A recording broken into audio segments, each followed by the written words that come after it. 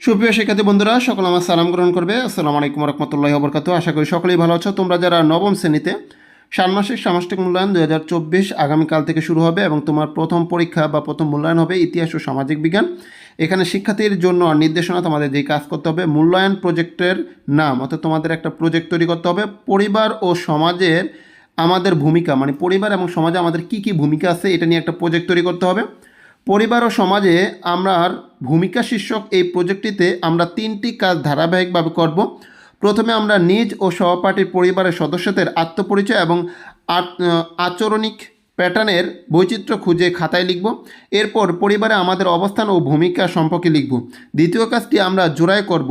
সেখানে বৈজ্ঞানিক অনুসন্ধান পদ্ধতিতে সহপাঠীর সাক্ষাৎকার ও প্রতিবেদন থেকে নববর্ষ উদযাপন বিষয়ক তথ্য সংগ্রহ করে একটি প্রতিবেদন লিখব। সবশেষ নিজ এলাকায় মানুষের জন্য নিঃস্বার্থভাবে একটি কাজ করার কর্মপরিকল্পনা করব।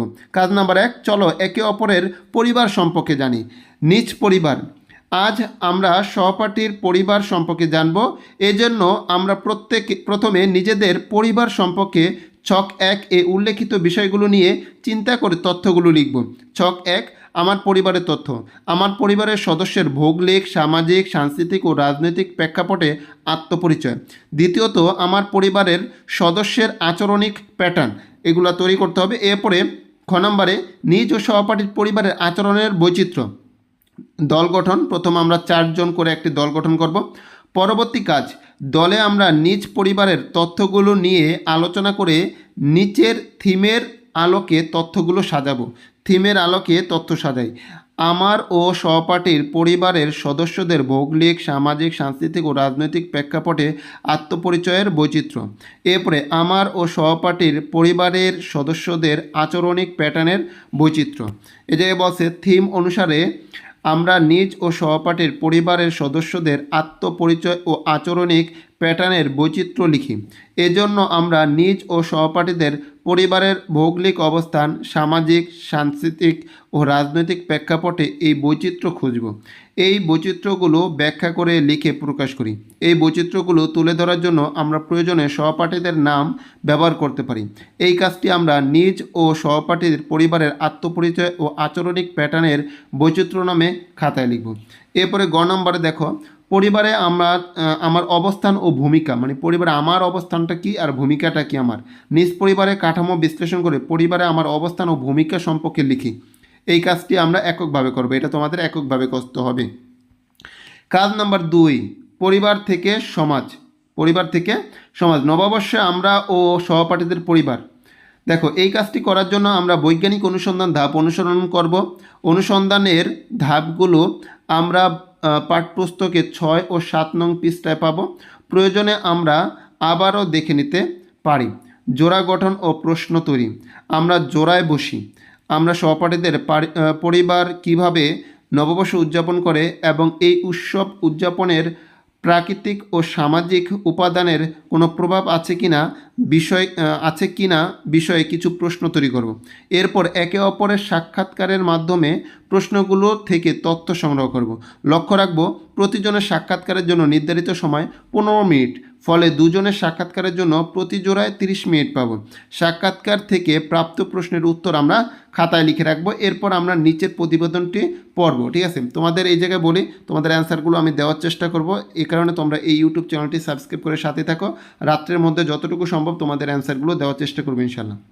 পহেলা বৈশাখ। খ, প্রতিবেদন পাঠ। পহেলা বৈশাখ উদযাপনের ঐতিহাসিক প্রেক্ষাপট রয়েছে। আমরা কি তা জানি? চলো আমরা এই ঐতিহাসিক প্রেক্ষাপট সম্পর্কে জেনে নিই। 15 মিনিটের মধ্যে আমরা এই প্রতিবেদনটি পাঠ সম্পন্ন করব। সবাই এই প্রতিবেদনটা পাঠ করব। পহেলা বৈশাখ উদযাপনের ইতিহাস যেভাবে শুরু।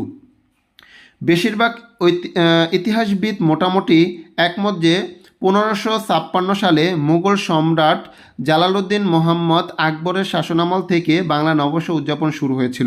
বাংলাদেশের জাতীয় জ্ঞানকোষ বাংলাপিডিয়ার তথ্য বলেছে, সম্রাট আকবর তার রাজত্বে খাজনা তোলার প্রক্রিয়া সহজ করতে 1584 সালের 10 বা 11 মার্চ বাংলা সন প্রবর্তন করেন। নতুন সনটির নাম দেওয়া হয়েছিল ফসলি সন, পরে যা বঙ্গাব্দ নামে পরিচিতি পায়। এই পুরো কাজটি করা হয়েছিল ফসল উৎপাদনের ঋতুচক্রের সাথে সামঞ্জস্য রেখে, যাতে ফসল ওঠার সময়টাতে খাজনা আদায় করা যায়। এই ধারাবাহিকতায় বাংলায় কৃষকরা চৈত্র মাসের শেষ দিন পর্যন্ত জমিদার, তালুকদার এবং অন্যান্য ভূস্বামীর খাজনা পরিশোধ করত। এর পরের দিন অর্থাৎ বৈশাখ মাসের প্রথম দিন ভূস্বামীরা তাদের মিষ্টিমুখ করাতেন, যেটা যে হালখাতা নামে আমাদের আগে ছিল। এই উপলক্ষে তখন মেলা বসত, আয়োজন করা হতো আরও নানান অনুষ্ঠানের। জনপ্রিয়তা ইংরেজি আমলে দেখো, ঢাকা বিশ্ববিদ্যালয় বাংলা বিভাগের অধ্যাপক ডক্টর সৌমিত্র শেখর বলেন, ইংরেজ শাসনামলে তারা ইংরেজি নববর্ষ খুব ঘটা করে উদযাপন করত। আর এই প্রক্রিয়ায় তৎকালীন ভারতবর্ষের বাঙালি সহ অন্য যে জাতিগোষ্ঠী ছিল তারাও ইংরেজি নববর্ষ অনুষ্ঠানের বিপরীতে তাদের নিজস্ব বর্ষ উদযাপন শুরু করে। পাকিস্তান আমলে আইয়ুব খানের সরকার বাঙালিদের নববর্ষ উদযাপনে বাধা দেয়। বাঙালি মনীষীদের জন্মদিন এবং রবীন্দ্র জন্মশতবর্ষ উদযাপন নিষিদ্ধ করা, কাজী নজরুল ইসলামের বিভিন্ন লেখাকে কাটছাঁট করা বা তার লেখাকে সাম্প্রদায়িকীকরণ করা হয়। এর প্রতিবাদে বাঙালিরা তাদের সাংস্কৃতিক ঐতিহ্য, বিশেষ করে বাংলা নববর্ষকে সামনে রেখে প্রতি বছর একত্রিত হওয়া শুরু করলো। এর ধারাবাহিকতায় জন্ম হয় ছায়ানটের।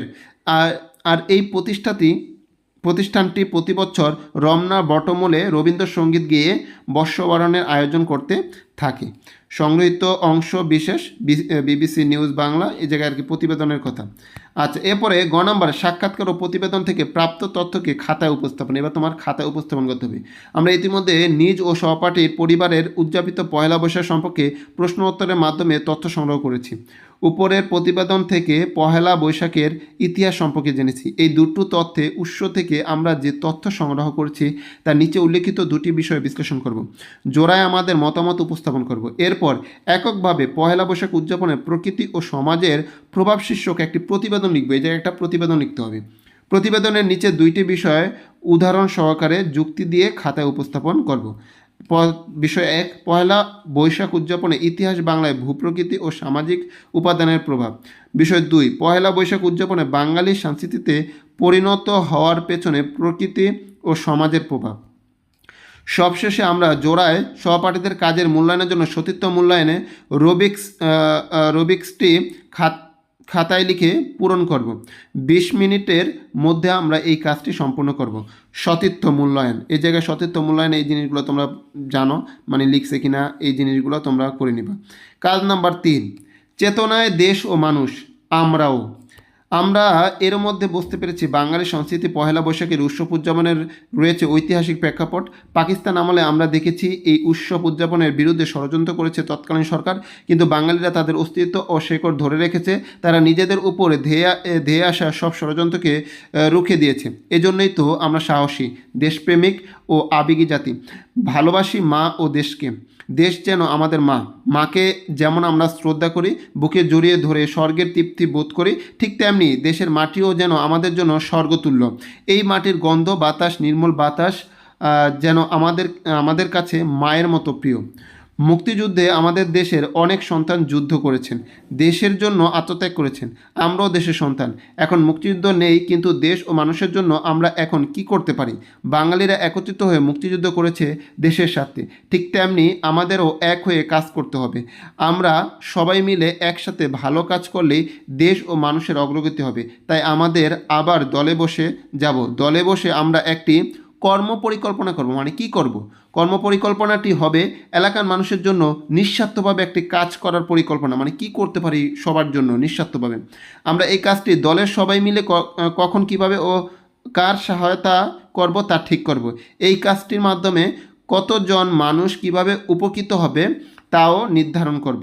প্রত্যেকে খাতায় আমরা এই কর্মপরিকল্পনাটা লিখব। এই হচ্ছে তোমাদের যেই নবম শ্রেণীর ইতিহাস সামাজিক বিজ্ঞানের প্রশ্ন বা কাজ বা মূল্যায়নের যে প্রশ্ন, এটার অ্যান্সারগুলো আমি ধারাবাহিকভাবে প্রতিটা শ্রেণীর দেব এই ম্যাথলিস্ট ইউটিউব চ্যানেলে। তোমরা চ্যানেলটি সাবস্ক্রাইব করে সাথেই থাকো। দেখা হবে ইনশাল্লাহ পরবর্তী ভিডিওতে। সে পর্যন্ত আল্লাহ হাফেজ, আসসালামু আলাইকুম।